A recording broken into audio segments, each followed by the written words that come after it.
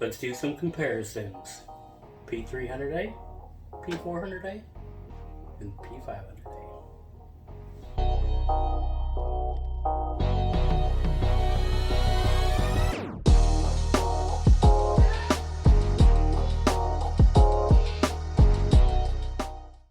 Welcome to Simple Rud.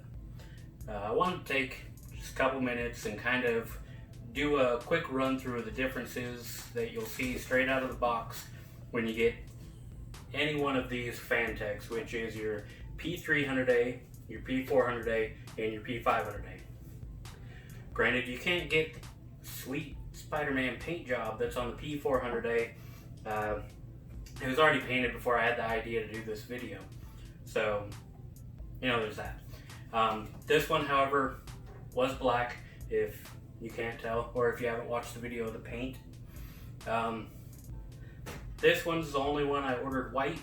I don't even think the 300A comes in white.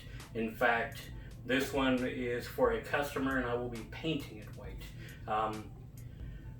So one thing you might be able to notice right away is that these two have fans in the front.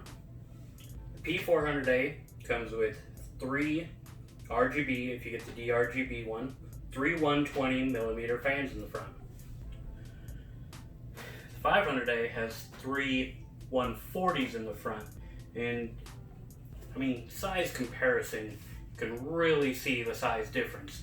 Now this is where the P300A lacks a little bit. You've only got 120 in the back, and you've only got an option for 2 140s in the front. So you are kind of limited there. But you also get a much smaller case, which for a lot of people. Now the P500A, well, as we're going on fans, I'll just continue. Now, the top of this one only allows 1 120 or 1 140. No room for a rad on the top. You can fit a 240 or 280 rad in the front, and I believe a 120 in the back. For this, you can fit, well, for the P400A, you can do 2 120s or 2 140s on the top. You do not have enough clearance, however, to do an AIO or a rad on the top. You can, however, put a 120 in the back or all the way up to a 360 in the front.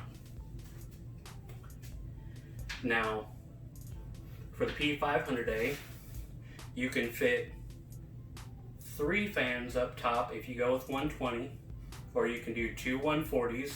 I do believe it's got enough height for you to fit a rad up there. Probably not a 360, but I would probably go for it anyways and see what I could do to make it fit. The front, you can fit, of course, since you've got up to 3 140 fans, you can fit a 420 rad up there.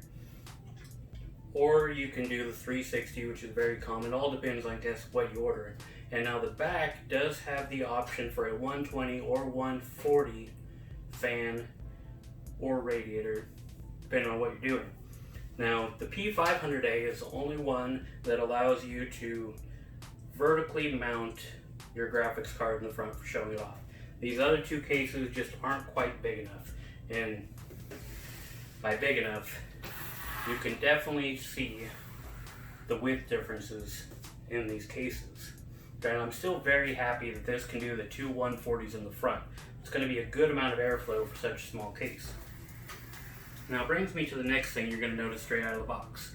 Now, all 3 do have power supply covers, but they're all a little different.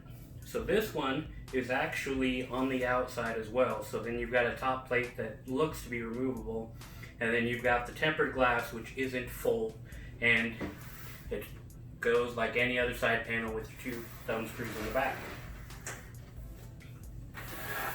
Your P400A has your full tempered glass, but this one wasn't a huge fan of how this one sets up. So you've got the 4 thumb screws on the outside, and it's a little tricky placing that. I mean, it's not bad, but it's not ideal either. I would almost prefer the setup on the P500A. Granted, you know, there's other issues that come with it. And it also has your power supply shroud, with a removable front plate, so you can run your 3 120s and run a 360 rad in the front. You have room for that. They both include dust filters on the bottom, so you can have your power supply pulling air from below the case. However, this one also has it to where you can pull from up above the case. It's pretty much set up with nice holes all the way through the bottom to help with your airflow pulling up, especially give your graphics card more air, which you're not going to quite see on the P300a. The P500a has a much larger power supply shroud. It's also got your dust filter on the back. It does not have a plate covering the front. It's already set for your airflow, for your rad, all of that. I think if you're gonna spend the extra on this, chances are you're probably gonna go with at minimum an AIO on the front. However, can do a custom loop as well. Now this case is also big enough that it allows for a mini ITX to mount on top. So if you wanted to go dual system on a reasonably priced case, this is your way to go. And I think that really sums up your differences you're going to see out of the box. If you like this video and you're looking forward to more content, hit like and subscribe down below. Thank you.